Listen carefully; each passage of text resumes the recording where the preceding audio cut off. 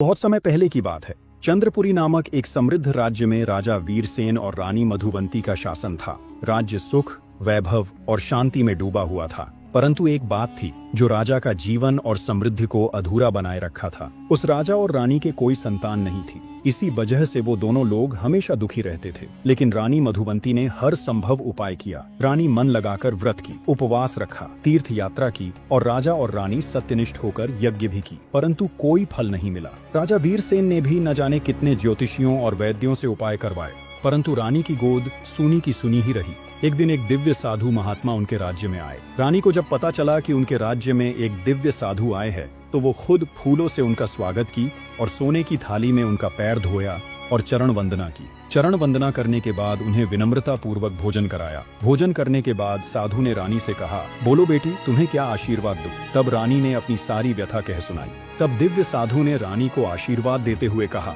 रानी चिंता न करो, चंद्रपुरी की धरती पर एक कन्या जन्म लेगी जो सौंदर्य, बुद्धि और तेज में अद्वितीय होगी, परंतु उसका जीवन सरल नहीं होगा, उसे चुनौतियों का सामना करना होगा। ये कहकर साधु वहां से चले गए। कुछ समय बीता। रानी मधुवंती चमत्कारी रूप से गर्भवती हो गई। फिर 9 महीने बाद एक रात जब आकाश पूर्णिमा के चांद की शीतल रोशनी से चमक रहा था, सारी प्रकृति जैसे एक अलौकिक शांति में फैली हुई थी, उसी चांदनी रात में रानी मधुवंती ने एक सुंदर कन्या को जन्म दिया। तब राज्य के कुलगुरु ने उसका नाम पद्मावती रखा। कहते हैं जिस क्षण वह जन्मी थी, चंद्रमा कुछ क्षणों के लिए स्थिर हो गया था और पुष्पों की वर्षा स्वयं आरंभ हो गई थी। राजगुरुओं ने कहा, यह कन्या साधारण नहीं, कोई दिव्य कन्या है। राजकुमारी पद्मावती का बचपन अत्यंत स्नेह और राजसी सुख सुविधाओं में बीता। वह जब भी राजमहल के बाग में किलकारी मारती तो पक्षी रुककर उसकी हंसी सुनते। उसके रूप, सुसंस्कार और कोमल व्यवहार की चर्चा धीरे धीरे चंद्रपुरी से निकलकर दूर राज्यों तक पहुंचने लगी। ज्यों-ज्यों राजकुमारी जवान होती गई, उसकी सुंदरता और बुद्धिमत्ता की ख्याति हर दिशा में फैल गई। चंद्रपुरी के दरबार में एक के बाद एक पड़ोसी और दूर देशों के राजकुमारों के संदेश आने लगे। कोई उसकी सुंदरता का वर्णन करता, कोई उसके गुणों का। राजकुमारी के साथ साथ महाराज और महारानी ने हर प्रस्ताव को ससम्मान स्वीकार कर दिया, क्योंकि वो अपने बेटी की शादी राजकुमारी के मनपसंद राजकुमार से ही करेंगे। उनका कहना था कि जिसको राजकुमारी पसंद करेंगी वही उस राज्य का राजा बनेगा। एक दिन सुबह जब पद्मावती महल के पुष्प वाटिका में भ्रमण कर रही थी, जहाँ गुलाबों की सुगंध हवा को सुरभित कर रही थी, तभी एक सुनहरा तोता आकाश से बाग में उतरा और एक जगह बैठ गया। उसके पंख झिलमिलाते रेशमी वस्त्रों जैसे दीप्तिमान थे और उसकी आंखें मानो निर्मल मोती की तरह चमक रही थीं। ये देखकर राजकुमारी अचंभित हो गई। तभी वो सुनहरा तोता एकदम मानव स्वर में कहा, हे राजकुमारी पद्मावती, मैं तुम्हारे भाग्य का द्वार हूँ। यह सुनकर राजकुमारी विस्मय में डूब गई। उसने सोचा कि यह कोई सामान्य पक्षी नहीं था, लेकिन उसकी बोली में विनम्रता थी और दृष्टि में एक अनजाना आकर्षण। उसने अचंभित होते हुए कहा, हे वपुष्मान पक्षी, क्या तुम भी मेरे विवाह हेतु स्वयं को योग्य मानते हो, जो विवाह हेतु यहाँ पक्षी का रूप बदल कर आए हो? तब तोते ने गंभीर स्वर में उत्तर दिया, यदि देवताओं की इच्छा होगी तो वही घटित होगा, किंतु स्मरण रहे, मैं कोई साधारण तोता नहीं, एक दिव्य रहस्य हूँ जो तुम्हारे जीवन की डोर से जुड़ चुका है। इतना कहते ही वो सुनहरा पक्षी बाग से चमत्कारी रूप से गायब हो गया। तब राजकुमारी सोचते हुए अपने महल में आ गई। वो दिन भर किसी गहरी ख्यालों में डूबी रही। उसको जैसे लग रहा था कि वो दिन में कोई जादुई सपना देख ली हो। धीरे धीरे रात का वक्त हुआ तो राजकुमारी अपने राजसिक बिस्तर पर सोने चली गई। जब वह बिस्तर पर सुकून से सो रही थी, तभी राजकुमारी को अजीबोगरीब और रहस्यमय स्वप्न आने लगे। उसने सपने में देखा कि वह एक अद्भुत स्वर्ण जड़ित महल में खड़ी है, जहां चारों ओर दिव्य प्रकाश फैला हुआ है। वातावरण इतना शांत और अलौकिक था कि जैसे स्वर्ग का कोई द्वार खुला हो। उसी महल के बीचों बीच एक प्रकाशमान नौजवान खड़ा था। उसके मुख पर तेज, नेत्रों में करुणा और स्वर में एक गूंजती हुई पुकार थी। उसने राजकुमारी पद्मावती की ओर देखकर कहा, राजकुमारी, तुम मेरी अमानत हो, इसलिए तुम मुझे तलाश करो। सुबह होते ही राजकुमारी व्याकुल मन से जागी और वह स्वप्न के बारे में अपनी माता रानी मधुवंती को कह सुनाया। रानी ने जब यह सुना तो उनके मन में चिंता की लहर दौड़ गई। उन्होंने उसी क्षण राजा वीरसेन के पास गई और उनसे ये सारी घटना विस्तार से बताया। तब राजा ने तुरंत राज्य में ऐलान करवा दिया कि जो भी राजकुमारी का हाथ मांगेगा उसे पहले 3 कठिन शर्तें पूर्ण करनी होंगी। परंतु कोई नहीं जानता था कि वह रहस्यमयी सुनहरा तोता ही राजकुमारी की तकदीर बनने वाला है। पद्मावती अब विचलित रहने लगी थी। उसका हृदय बार बार उसी तोते की ओर खींचता जा रहा था, जिसने न केवल मनुष्यों की तरह बात की थी, बल्कि उसने कहा था कि वो उसकी मुकद्दर है और साथ साथ उसकी आंखों में कोई अनोखी रहस्य छुपा था। क्या यह केवल संयोग था या दैवी संकेत? बस ये सब बातें सोचते जा रही थी कि उसे अब क्या करना चाहिए। फिर उसे कुछ समझ न आया। तब राजकुमारी शाम होते ही एक बार फिर महल की उस पुष्प वाटिका में पहुंची, जहां वह दिव्य सुनहरा तोता अपने सुनहरे पंखों के साथ बैठा था। पद्मावती ने झुककर गंभीर स्वर में पूछा, क्या तुम्हें लगता है मैं तुम्हारी बातों पर विश्वास कर लूंगी? तब तोते ने रहस्यमयी मुस्कान के साथ उत्तर दिया, विश्वास तो करना ही पड़ेगा, क्योंकि अब तुम्हारी तकदीर मुझसे जुड़ चुकी है। राजकुमारी एक क्षण के लिए स्तब्ध रह गई। तभी वह तोता अपने पंख फड़फड़ाते हुए एक चमकता हुआ मोती उसकी ओर गिरा देता है। वह मोती रहस्यमयी ढंग से चमक रहा था, जैसे उसमें कोई जादू छिपा हो। पद्मावती ने हल्के संकोच के साथ वह मोती उठाया और जैसे ही उसने उसे स्पर्श किया, उसके अंतर्मन में एक विलक्षण दृश्य उभर आया। वह स्वयं को एक अनजाने नीले प्रकाश से भरे स्थान पर खड़ी पाती है। सामने एक विराट किला है और भीतर से फिर वही पुकार गूंजती है, मुझे तलाश करो पद्मावती, मैं तुम्हारे इंतजार में हूं। वह घबराकर पीछे हटती है और अगले ही क्षण सब कुछ विलीन हो जाता है। जब आंखें खुलती हैं तो वह फिर उसी बाग में खड़ी होती है और सामने वही तोता उसे शांत दृष्टि से देख रहा होता है। राजकुमारी घबराकर पूछा, तुमने मेरे साथ क्या किया? ये दृश्य कैसा था? उसके चेहरे पर हजारों सवाल थे, लेकिन आगे कुछ कह ना पाई। तब तोता मुस्कुराया और कहा, राजकुमारी, मैंने तुम्हें तुम्हारे भाग्य की पहली झलक दिखाई है। ये मोती अब तुम्हारा है। जब भी मेरी आवश्यकता हो बस इसे छू लेना, मैं उपस्थित हो जाऊंगा। राजकुमारी कुछ कह पाती, उससे पहले ही बाग के दूसरे छोर से महाराज वीरसेन और रानी मधुवंती आते दिखाई दिए। उन्होंने जैसे ही अपनी पुत्री को एक तोते से बातें करते देखा, रानी घबराते हुए कहा, पद्मावती, तुम ये क्या कर रही हो? राजकुमारी ने पलटकर देखा, परंतु अब वह तोता वहां नहीं था, वह गायब हो चुका था।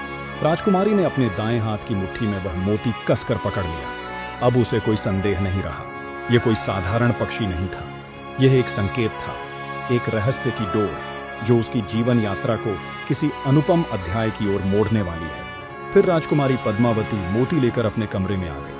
धीरे धीरे रात का समय हुई। राजकुमारी पूरी रात बेचैनी में सोचती रही, क्या यह सब कोई जादू है या कोई छलावा है? आखिर वह इंसान कौन था जिसका रहस्यमय स्वर मुझे स्वप्न में सुनाई दिया? राजकुमारी को सोचते सोचते प्रातःकाल का समय हो गया। प्रातःकाल समय होते ही राजकुमारी पद्मावती अपनी राजमाता जयप्रभा के पास पहुंची। जयप्रभा वृद्ध अवश्य थीं, किंतु अत्यंत बुद्धिमान और निष्ठावान थीं। उन्होंने बचपन से ही राजकुमारी की देखरेख की थी, ठीक एक मां की तरह। वहां पहुंचकर राजकुमारी राजमाता को प्रणाम किया और धीमे स्वर में पूछा, राजमाता, यदि कोई तोता मनुष्यों की भांति बोले और वह मुझे एक जादुई मोती दे तो इसका क्या अर्थ हो सकता है? तब राजमाता ने चौंक कर उसकी ओर देखा। कुछ क्षणों तक वे मौन रहीं। फिर कुछ क्षणों के बाद वे धीमे स्वर में बोली, राजकुमारी, यह कोई साधारण बात नहीं है। मैंने अपने बचपन में अपनी दादी माता से अप्सराओं और परिलोक की कई कथाएं सुनी है। कहा जाता है परिलोक का एक दिव्य राजकुमार था जो किसी भयावह जादू के तिलिस्म में फंस गया था। किसी जादूगरनी ने उसे मनुष्य से एक परिंदा बना डाला था और जब तक कोई उसके 3 गुत्थियों को न सुलझा दे तब तक वह उस अभिशाप से मुक्त नहीं हो सकता। और ये कार्य कोई साधारण लड़की नहीं कर सकती, क्योंकि उस काला जादू को तोड़ने के लिए उस लड़की के अंदर एक विशेष गुण का होना बहुत जरूरी है, नहीं तो वो राजकुमार तब तक के लिए वह यूं ही कैद रहेगा। राजमाता की यह बात सुनकर राजकुमारी सन्न रह गई। तब राजकुमारी ने कांपती हुई आवाज में पूछा, आपका कहने का मतलब है कि सच में वह तोता ही राजकुमार है? तब राजमाता ने धीरे से सिर हिलाया। यदि वह वही राजकुमार है जिसकी कथा मैंने बचपन में सुनी थी तो वह अब तुमसे सहायता मांग रहा है। फिर उन्होंने गंभीर स्वर में बोला, किंतु राजकुमारी ध्यान रखना, परिलोक की दुनिया अत्यंत रहस्यमयी और संकटपूर्ण होती है। वहां यदि एक बार प्रवेश कर लिया तो लौटना आसान नहीं होता है। राजकुमारी पद्मावती का हृदय जोर जोर से धड़कने लगा। उसे उस तोते की बात याद आई कि उसने कहा था कि राजकुमारी, अब तुम्हारी तकदीर मुझसे जुड़ चुकी है। क्या वह सच था? फिर वह पूरे दिन उसी सोच में डूबी रही। जैसे ही शाम का वक्त हुआ वैसे ही राजकुमारी फिर उसी सुगंधित बाग की ओर चल पड़ी जहां उसने पहली बार उस अद्भुत सुनहरे तोते को देखा था। वह धीमे स्वर में फुसफुसाई, मैं जानना चाहती हूं कि तुम कौन हो। उसी क्षण चारों ओर हल्की दिव्य रोशनी फैल गई और फिर एक वृक्ष की शाख पर वही सुंदर दिव्य आभा से चमकता तोता प्रकट हो गया। और तोते ने हल्की मुस्कान के साथ पूछा, राजकुमारी, तुम्हें सत्य जानने की इतनी जल्दी क्यों है? राजकुमारी ने शांत स्वर में उत्तर दिया, क्योंकि मेरा हृदय कहता है कि मेरा तुम्हारे साथ कोई बड़ा रहस्य जुड़ा है, जो केवल रूप में नहीं, आत्मा में भी बसा है। तोते ने गहरी सांस ली, फिर गंभीर स्वर में बोला, यदि तुम सच में जानना चाहती हो कि मैं कौन हूं, तो तुम्हें एक परीक्षा से गुजरना होगा। यदि तुम उस परीक्षा में सफल हुई, तो मेरा असली नाम, मेरा रूप और मेरी कथा सब तुम्हारे सामने होंगे। लेकिन यदि तुम असफल रहीं, तो यह रहस्य हमेशा के लिए अंधकार में समा जाएगा। तब राजकुमारी का हृदय धक धक करने लगा। वह नहीं जानती थी कि यह परीक्षा कैसी होगी। फिर राजकुमारी ने साहस जुटाकर पूछा, कैसा परीक्षा? तब तोते ने अपने पंख फड़फड़ाए और गंभीर स्वर में बोला, यदि तुम वास्तव में मेरी सच्चाई जानना चाहती हो, तो तुम्हें निडर होकर एक अंतिम हिम्मत दिखानी होगी। तुम्हारे महल के सबसे अंधकारमय और निष्क्रिय हिस्से में एक प्राचीन बंद कक्ष है। वर्षों से वहां कोई नहीं गया। उसी कक्ष में एक प्राचीन मंत्रबद्ध आईना रखा है। यदि तुम बिना किसी भय के, पूरी निष्ठा और धैर्य के साथ उसमें अपनी दृष्टि डालते हुए उसके सवालों के जवाब दे सको, तो वही आईना तुम्हें मेरा असली नाम प्रकट करेगा और तुम्हें मेरी रहस्य का पता चल जाएगा। तब पद्मावती थोड़ी परेशान हुई। वह जानती थी कि महल के पश्चिमी हिस्से में एक पुराना सुनसान कमरा था, जहां कभी कोई नहीं जाता था। कहा जाता था कि वहां अजीब चीजें होती थीं। जो कोई वहां जाता है, वो कभी वापस नहीं आता। ये बातें वो अपनी माँ से सुनी थी।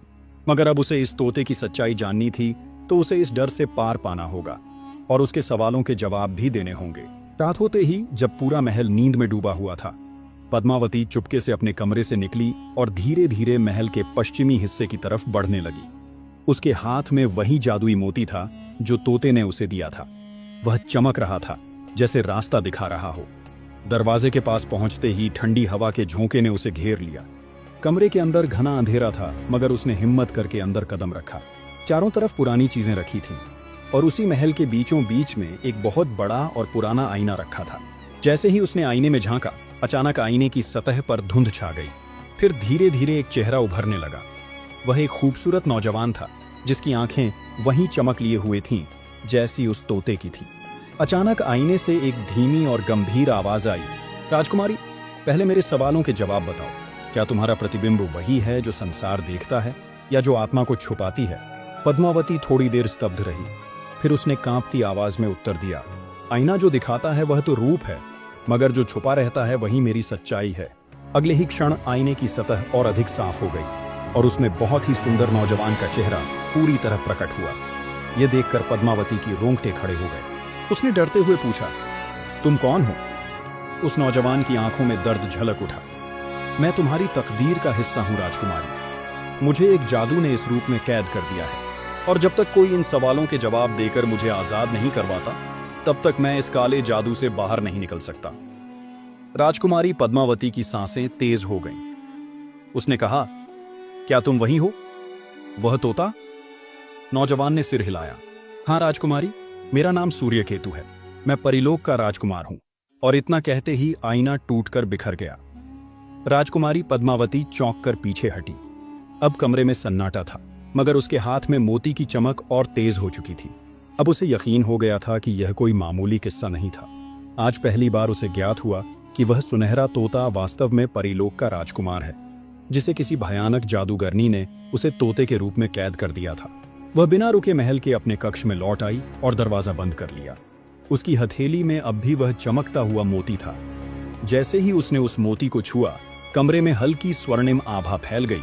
उसी पल वो तोता प्रकट हुआ और कहने लगा, राजकुमारी, तुमने मेरा पहला परीक्षा पार कर लिया है, लेकिन यह तो बस शुरुआत है। यदि तुम सच में जानना चाहती हो कि मैं इस अभिशाप से कैसे मुक्त हो पाऊंगा, तो तुम्हें परिलोक की यात्रा करनी होगी। यह सुनकर राजकुमारी पद्मावती चौंक पड़ी। उसने चारों ओर देखा और धीरे से पूछा, परिलोक? लेकिन वहां तक जाऊंगी कैसे? तब सुनहरी तोते ने गहरी आवाज में कहा, यह आसान नहीं है राजकुमारी। परिलोक का रास्ता हर किसी के लिए नहीं खुलता। इसके लिए तुम्हें अपने ही महल में छिपा एक खास दरवाजा ढूंढना होगा। पर याद रखना, उस दरवाजे तक पहुंचने से पहले तुम्हें 3 परीक्षा देने होंगे। अगर तुम हार गई तो मैं इसी रूप में हमेशा के लिए कैद हो जाऊंगा। ये सुनते ही पद्मावती की रूह कांप उठी। फिर घबराते हुए बोली, 3 परीक्षा? तब वह तोता बोला, राजकुमारी, एक बात का ध्यान रखना, पहला परीक्षा कल रात तुम्हारे सपने में आएगा। अगर तुमने हिम्मत खो दी तो वह दरवाजा तुम्हारे लिए सदा के लिए बंद हो जाएगा। इतना कहते ही कमरे की सारी रोशनी बुझ गई और वह तोता गायब हो गया और वह स्थान फिर से वैसा ही हो गया जैसा पहले था। रात बहुत गहरी हो चुकी थी। कैसे भी करके राजकुमारी वह रात बहुत मुश्किलों में काटी। जैसे ही सुबह हुआ तो राजकुमारी फिर उसी राजमाता के पास गई और उसी राजकुमार के बारे में और बातें होने लगी, जिसमें राजकुमारी को परिलोक के बारे में और सारे रहस्य पता चले। फिर कुछ समय बाद वो सोचते हुए अपने कमरे में आ गई। ऐसे सोचते हुए पूरा दिन कट गया। धीरे धीरे रात का वक्त हुआ तो राजकुमारी अपने बिस्तर पर सोने चली गई। वह सोते समय भी उसी तोता की बातें सोच रही थी जो पिछली रात को उसे परीक्षा के बारे में बताया था। जैसे ही रात की चांदनी और गहरी हुई और जैसे ही राजकुमारी की आंखें बंद हुईं, वैसे ही वह किसी अनजान दुनिया में पहुंच गई। चारों तरफ वीरान रेत का समुद्र फैला था, जहां न कोई पेड़ था न कोई जीवन। वह अकेली खड़ी थी और हर ओर सिर्फ सुनसान सन्नाटा पसरा हुआ था। तभी उसकी नजर सामने उभरे एक विशाल काले किले पर पड़ी। वह किला किसी भूली हुई सदी का प्रतीक लगता था, जैसे खुद समय भी उससे डरता हो। उसके विशाल दरवाजों पर 2 राक्षस खड़े थे। उसमें से एक का शरीर पत्थर से बना था और दूसरे का शरीर सोने के पत्थरों से बना था और उसके अंगों पर जंजीरों के टूटे हुए टुकड़े लिपटे थे, मानो किसी पुराने श्राप में जकड़ा हो। उनके आंखें अंगारों की तरह जल रही थीं। तभी पत्थर का राक्षस आगे बढ़ा और डरावनी आवाज में कहा, राजकुमारी, अगर तुम्हें परिलोक का मार्ग चाहिए तो पहले अपने भीतर के डर और मोह से युद्ध करो। उसी क्षण धरती थरथरा उठी, रेत में हलचल हुई और पद्मावती के सामने एक पुराना आईना प्रकट हो गया। लेकिन उस आईने में कोई और नहीं बल्कि राजकुमारी की खुद की परछाई दिख रही थी, जो एक अजीब सी डरावनी मुस्कान के साथ राजकुमारी की ओर देख रही थी। अचानक वह परछाई जोर से हंसने लगी। तू सोचती है कि तू बहादुर है, लेकिन क्या तू अकेले इस राह पर चल सकती है बिना किसी सहारे के? ये देख और सुनकर राजकुमारी की रूह कांप उठी। ये तो सच था। वह सदा अपने माता पिता की लाडली रही थी, कभी अकेले किसी संकट का सामना नहीं किया था। पर अब उसे खुद को साबित करना था कि वो एक मजबूत और साहसी लड़की है। उसने अपने डर को भीतर से देखा, लेकिन फिर भी वो हिम्मत नहीं हारी और फिर गहरी सांस लेकर दृढ़ स्वर में कहा, मैं अपने डर को हरा सकती हूँ। उसी क्षण वह आईना टूट गया। जैसे ही आईना टूटा, वह दोनों राक्षस एक जलती हुई हवा में घुलकर गायब हो गए। सपना टूट गया और राजकुमारी की आंख खुल गई। वह तेजी से उठकर बैठ गई। उसका दिल बहुत तेजी से धड़क रहा था, लेकिन अब उसे यकीन हो गया था कि यह कोई सामान्य सपना नहीं था। यह तो परिलोक की ओर से पहला परीक्षा था और अब दूसरा परीक्षा उसकी राह देख रहा था। वह बिस्तर से उठी और सोचते हुए जादुई मोती को देखा। उसकी चमक पहले से कहीं अधिक तेज हो गई थी। तभी वही सुनहरी तोता फिर से खिड़की पर आ बैठा और कहने लगा, तुमने पहला परीक्षा पार कर लिया राजकुमारी, अब तुम्हें दूसरे परीक्षा के लिए तैयार होना होगा। यह परीक्षा तुम्हारी सच्चाई की परीक्षा लेगा। तब राजकुमारी पद्मावती ने आश्चर्य से पूछा, सच्चाई की? तब तोते ने सिर हिलाया। हाँ, इसके लिए तुम्हें महल के सबसे खतरनाक तहखाने में जाना होगा। वहां एक ऐसा इंसान कैद है जो हर किसी को झूठा साबित कर देता है। अगर तुम उससे अपने इरादों की सच्चाई साबित नहीं कर पाई तो तुम्हारी सारी यादें मिट जाएंगी और तुम यह भी भूल जाओगी कि तुम परिलोक की राह तलाश कर रही हो। फिर अगली रात जब राजकुमारी उस महल के तहखाने की ओर बढ़ चली, वहां जाने की अनुमति किसी को नहीं थी। कहते थे वहां सदियों से एक रहस्यमयी कैदी बंद था, जिसे किसी सामान्य मनुष्य ने नहीं बल्कि एक शक्तिशाली जादूगर ने कैद किया था। धीमे कदमों से पद्मावती सीढ़ियां उतरने लगी। दीवारों पर जलती मशालें अजीब सी रहस्यमयी रोशनी फैला रही थी। जैसे ही वह तहखाने के सबसे अंतिम कक्ष तक पहुंची तो उसी अंतिम कक्ष में बंद कैदी ने राजकुमारी से पूछा, राजकुमारी, तुम परिलोक का रास्ता जानना चाहती हो? तब राजकुमारी उस भयानक आदमी को देखकर डर गई, लेकिन हिम्मत करके सिर हिलाया और कहा, हाँ, मैं परिलोक जाना चाहती हूँ। तब बूढ़े आदमी ने जोर से हंसकर कहा, हर कोई सोचता है कि वह सच्चा है, मगर असली सच्चाई तब साबित होती है जब कोई अपने डर, लालच और मोह को हमेशा के लिए छोड़ सके। अगर तुम अपने माँ बाप को छोड़ने के लिए तैयार हो तो तुम इस सफर पर जा सकती हो। तब पद्मावती एक पल के लिए खामोश हो गई और सोचने लगी। तभी उसे तड़पते हुए सूर्यकेतु का चेहरा याद आया, जो आईने में प्रकट हुआ था। उसे एहसास हुआ कि यह सिर्फ उसका सफर नहीं था, बल्कि किसी की जिंदगी का सवाल था, जो हजारों सालों से उस रूप में कैद था। यह सब सोचने के बाद राजकुमारी मजबूत आवाज में कहा, मैं अपनी तकदीर को पूरा करने के लिए जा रही हूं, न कि किसी लालच में। तब बूढ़े आदमी ने मुस्कुराकर कहा, तो फिर अपने दिल पर हाथ रखो और यह कसम खाओ कि तुम अपने इरादों पर कायम रहोगी। पद्मावती ने अपनी दिल पर हाथ रखा और जोर से कहा, मैं उस ईश्वर को साक्षी मानकर कसम खाती हूँ कि मैं अपने सफर को अंजाम तक पहुंचूंगी। इतना कहते ही तहखाने की दीवारें कांपने लगीं और अचानक बूढ़ा धुएं में बदलकर गायब हो गया। पद्मावती ने महसूस किया कि उसके हाथ में रखा मोती और तेज चमकने लगा था। अब वह दूसरे परीक्षा से भी गुजर चुकी थी, मगर परिलोक का रास्ता अब भी दूर था। तब धीरे धीरे राजकुमारी तहखाने से बाहर आ गई। तहखाने से बाहर आते ही पद्मावती ने महसूस किया कि उसकी सांसें तेज चल रही थीं। वो खुश थी कि उसके 2 परीक्षा पूरे हो चुके हैं। रात में ही वो अपने शाही महल में वापस आ गई और सो गई। फिर अगला दिन गुजरा और फिर रात आई। मित्रों, अगला पार्ट देखने के लिए हमारे चैनल को सब्सक्राइब कीजिए और वीडियो को लाइक कीजिए।